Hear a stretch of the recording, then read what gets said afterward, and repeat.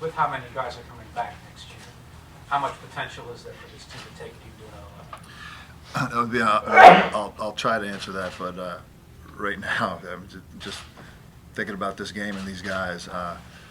It's hard to even think about next year right now. But I will say this, and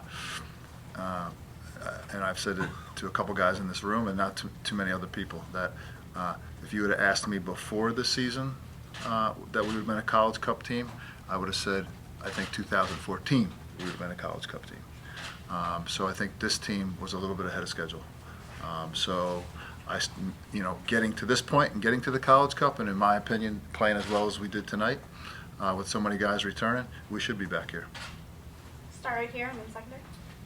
Coach, obviously, you saw that Darius Madison was quite a star player for you tonight. But what does he need to do to really improve his game going to that next level? Yeah, he's made a lot of improvements. I think, and I've talked to him about this a lot. Just discipline, tactical discipline. So from the soccer standpoint, which are decisions, and discipline off the field, just everything in one. And he's made great strides in that regard. I do think he potentially has a professional future, but he needs to keep working and keep moving toward what it takes to be a young pro and the discipline it takes to do that. George, you said before the game that Mullins was the key, stopping Mullins, and obviously he had a huge impact.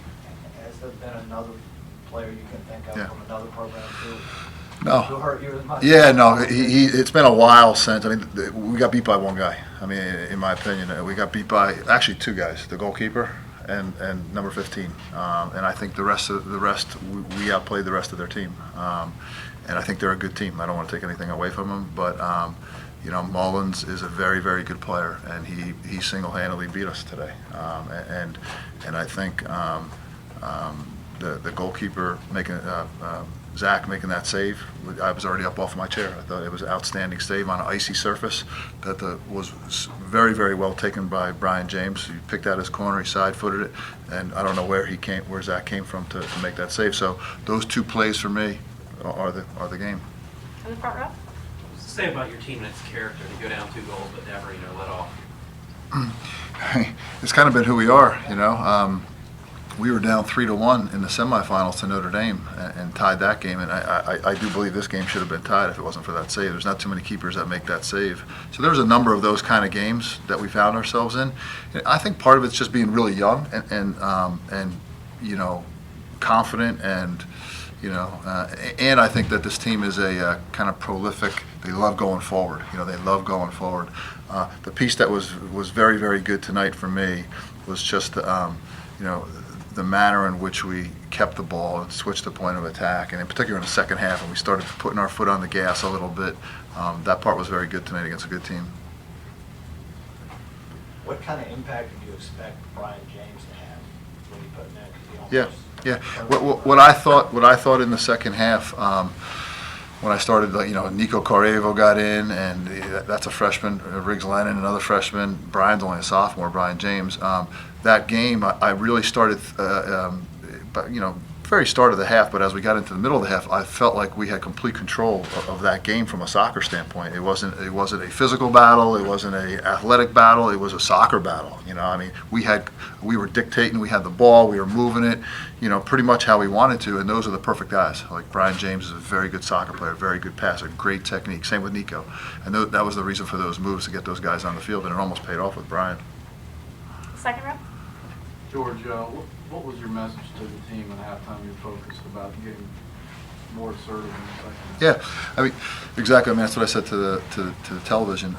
I felt like the passing was pretty good, the possession was pretty good. Just in the last third of the field, the attacking third of the field, more assertive on what we're doing. Either you're taking a guy on, or you're getting it off your feet and passing. One or the other. Either you're making a run in the box, or just to be a little bit more assertive. And I think we were. I think we were much more assertive. And clearly, in the last 15 minutes, we were really turning it on. And I think if we had 5 more minutes, we'd got a goal. Coach, when Sasha Sarowski was in here a few minutes ago, he talked at length about how much he respects you in the Virginia program as this era of this Maryland-Virginia rivalry comes to an end. I was wondering your thoughts on that, on getting that kind of praise from Sasha and reflecting, if you're able to, a little bit on this rivalry and how important it has been for college soccer. Yeah, it's easy to praise when you win. No, I'd say that. Just kidding. No, it's been a great rivalry. We have a lot of respect for their program as well. It's always a good game. I know they're not in our conference anymore, but you know, given the nature of the programs, you're almost guaranteed to bump into each other in the playoffs. I don't know what the future holds for scheduling. We're not on each other's schedule, at least for the immediate future. But like I said, given where we are in our programs in the NCAA tournament, and regionally, you're almost bound to bump into each other in the NCAA tournament. In the back. George, when we visited yesterday, we were talking about that '95 semifinal. The last time I saw you, and I saw the soccer field, and kind of blew me away. You've been coach now for 18 years, and you have a team that you said was a year ahead of schedule. I imagine every year it impacts you as a coach. It makes you better. Is there anything about this team this year that's special that impacted you or helped you grow as a coach? That might be a little too big picture, but maybe you've thought about it now. Yeah, that's a good question. I'd have to think about that a little bit. But this team was young and early on had a confidence about them. But really, we were 1-3 in the first 4 games of the season. And almost kind of too confident and lacking some like tactical discipline and like smarts and stuff. And as the season went on, you know, and I think our staff did a good job too. But these guys grew a ton from that standpoint, like just getting smarter, you know, smarter as players and listening to their coaches and you know watching film. And I think by the end, by the middle, sort of, not only were they believing in themselves, but you know we really started believing in them to the point that you know these last playoff games, you know, I became before the season I said, okay, College Cup next year. By the time we get it to the end of the season, I'm thinking, gosh, we could win a national championship with this group of guys. You know, these last 3 playoff games that we had were some of our best games of the year. And you've mentioned it before. We got one guy that's a senior on the team who's not eligible to return. So a lot of good things. Also in the back. Yeah, I was just going to ask kind of along those same lines. How disappointing is it, given where you've gone, how far you've come through the season? How disappointing is it that it's over now? Yeah, I mean, look, there's 205 Division I college soccer teams.